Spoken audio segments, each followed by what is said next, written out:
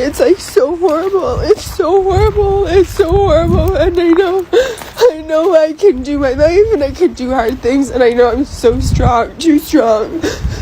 It's so horrible. It's so horrible. And I just, hi babe. Hi Caleb. I just want my husband back. I want my husband back. I want you back. And It's amazing how regret arrives only after everything is gone. By the time she realized what she'd thrown away, there was nothing left to return to. Some lessons only come after the damage is permanent. Caught you cheating? Yeah, it was just one time. Well, I can see you're on Tinder and Bumble, and you're paying for Tinder Gold. Doesn't seem like it's one time. If you were to pay for Tinder Gold, you're trying to swipe with as many guys as you can. I got carried away one day. This wasn't a careless mistake or a split-second decision. Every choice required effort, planning, and intention. That's what makes the betrayal impossible to dismiss. Babe, please, I'll cook for you, I'll clean for you, I'll do all your laundry, babe, please. I want you to you again, babe, please. Call has been forwarded to voicemail. The person you're trying to reach. The biggest mistake isn't believing someone can cook, clean, or promise they'll change. It's forgetting that loyalty is something countless people still value. Once trust is gone, desperate promises rarely change the outcome. I changed the locks. Why would you do that? Because you didn't go to your doctor's appointment like you said you were. Yeah, I did. You were at Jake's house for like 3 hours. No, I wasn't. I was not there for that long. I saw it on your phone. I was tracking you. I was at my doctor's appointment and I went to his house after. Then why did you lie about where you were going? Because I didn't want you to be freaking out about it. Well, now I'm freaking out. Now I'm pissed. And now you're not getting back in the house. I was just going there to tell him that I was not. So you couldn't have just done that over a text or a phone call?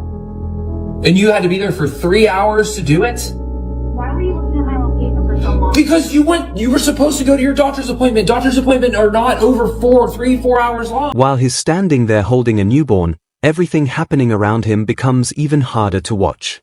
A family this young should be building memories together, not falling apart because of betrayal.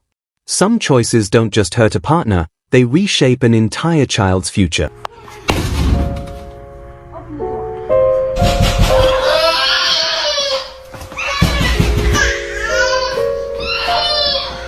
What are you doing here?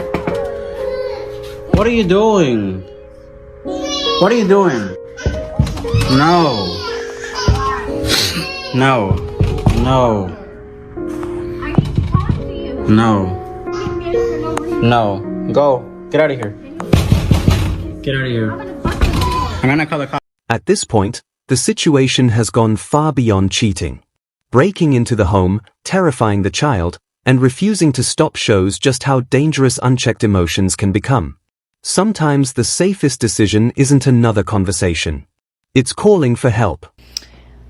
When he started reading the messages, there was a lot. I mean, he was talking about what we did in the room. He was talking about emotions. I was doing the same. You can see the look on my husband's face. Because like I said, we were really having grown folks conversations, going into some deep stuff.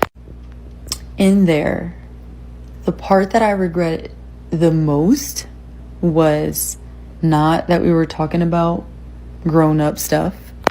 It was not that we were talking about emotions. It wasn't that we were like, it wasn't what you would think it would be. The worst part was I was telling him the ways that I was planning to leave my husband. That's the part that broke my heart, I think, for my husband, because now he knows that I was planning to leave him for this guy. Now, to be honest with you guys, I really wasn't. I think that I was just playing the game and trying to make like this guy like me or fall in love with me. You know, you play the game when you're talking to someone else. It's fun. Men do it. Women do it the same way, FYI. So the sad part was that my husband is reading these messages of me telling this guy how I am planning to leave him, kids and all. My husband confirms with both Guy and I, and we admitted it. We told him everything right there. Like, we said, yep, this is what it is. What you're reading is us. So every time that my husband and I would joke about like me cheating on him, he's like, girl, you will be in a grave, you and whoever it is, and you're never going to leave me, blah, blah, blah. However, in this moment, he did not react that way. He did not. He reacted very calmly. Like I said, I can see that he was very hurt. Like, I can see it. I know him. He's my husband. So he acted very calmly and like very mature, very demure. I don't even know if I used that correctly, but anyways, he acted very calm and he just left. He left me there with the guy. Mind you, he's still in a towel. Left me there with him and took the 2 kids. We only had AJ and Aliyah with us. So, in the end, it turns out none of it was ever as serious as she claimed. To her, it became a game, one that involved manipulating another man's emotions while destroying her husband's trust at the very same time. Yet, somehow, the moment that hurt her most wasn't the affair itself. It was the fact that he refused to chase after her once everything came crashing down. But after betrayal like that, what else could anyone realistically expect? Most people would walk away for good, and honestly very few would ever look back. He's gonna leave. I'm saying though, who the fuck is you telling that they can come over here when I go to work, bro? What the fuck you on? What are you talking about? Why you acting weird, bro? I'm not on the phone with nobody. Yes, you is on the phone. No, the fuck I'm not. I'm Let's not go. sure, bro. Go The in the window was house. open. You thought I ain't hear your little ass. Ain't you finna go to work? Ain't you finna No, go to work? I'm not going no more. You're not finna cheat on me Man, in my you got own me- crib, my own bed, bro. How That shit I'm not finna cheating go like on? that. What? What you talking about, bro? I just heard you. Who you talking to? Who on that phone? Who on the phone, man? Who on the phone, bro? Who can I pay my phone bill. Why are you being so nosy? That's my cousin. Come on, cousin. Why he gotta come over when I go to work, bro? Your ass not right. I don't trust you. Because I know you don't be trust you. liking to kick You cheated it. on me 4 times, bro. 4 times. I don't fucking trust you, bro. And who you texting right in my fucking face, bro? You just disrespectful. It's over? What you saying? It's over? What's over? Why you acting so damn weird, bro? What are you talking about? Like I said, I'm finna call off today, and I wish some motherfucker would pull up to my crib. Who finna call off and do what? Like I said. Pay close attention to how quickly the story changes. At first, nobody was on the phone. Seconds later, suddenly it's a cousin. And before long, the focus shifts away from her behavior and onto him, accusing him of being paranoid for asking questions. That's how manipulation often works. It keeps moving the truth just far enough out of reach that you're left questioning your own judgment instead of theirs. 26th, and I just woke up an hour ago after sleeping for the last 20 hours because this year was Josh's year to have the kids. So I worked from 10 p.m. till 10:30 a.m. Christmas Eve into Christmas morning, and I came home and then I went to sleep and I didn't wake up until an hour ago because I had nowhere to be and no one to be with. For the last 11 years of my life, my Christmases have been spent with my in-laws because that was the family that I had, and I don't have that anymore. I have one half-sister who I talk to occasionally who is in a completely different state, so couldn't spend Christmas with her. Other than that, I don't have family. And all of my friends were spending Christmas with their families, so I slept. I wish more single parents who had to share their children for the holidays would talk about how much this sucks. And I know it sucks to be the downer of the holiday season, but also because nobody talks about it, I feel like I'm alone in feeling like this, and it really sucked. Anyways, I hope all of you had a much better Christmas than I did, and I am gonna go and find something to do for the next week. Every decision that brought her here was one she made herself. Now the internet is being asked to sympathize with the outcome, but it's difficult to ignore how this story began. She willingly walked away from a stable family, a devoted father to her children, and a life many people would have fought to protect. The hardest part isn't seeing the tears. It's knowing they arrived only after the consequences did. Saying that he's gonna be removing me from the car insurance And when I asked him when my last day with insurance would be, he said it's tomorrow. So I have to shop around. I have to find my own car insurance. And I had previously asked him if he could just keep me on there, and I would give him my part of the insurance since that would be cheaper for me. But he says he prefers to just remove me. So tomorrow I'll be without insurance. I have the kids 4 days a week and he has them 3. And since his family is there, he is able to work as much as he used to before when I used to stay at home. But I have nobody to help me watch my kids. And I'm really not going to leave them with just anybody. So I can only work 3 days a week. I make $120 a day. Sometimes I work Saturdays. I make $60 on Saturdays. So that means 1 week I make $420 and the other one I make $360. So I thought it would be okay if he just kept me in the insurance and I would give him the money, which would be around $100. But today again he said no. So I've been looking, it's around $200 for me to get it by myself. And right now it just feels like I can't do it. I know I can, but it just feels like I can't.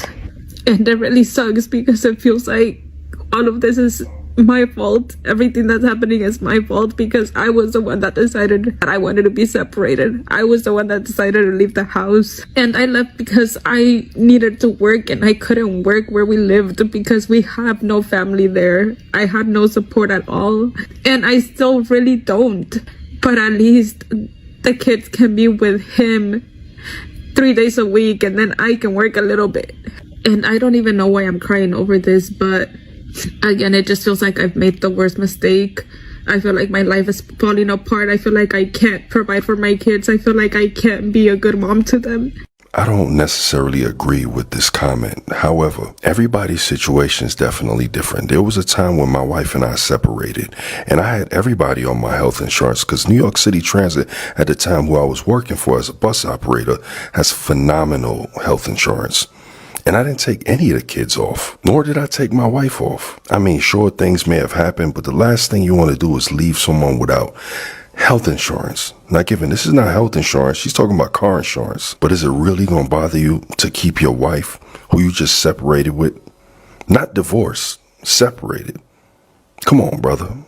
Again, a lot of y'all may disagree with that, but everybody's situation is different, respectfully. I don't necessarily agree with this comment. However, everybody's situation is definitely different. There was a time when my wife and I separated and I had everybody on my health insurance cause New York City Transit at the time, who I was working for as a bus operator, has phenomenal health insurance, and I didn't take any of the kids off, nor did I take my wife off.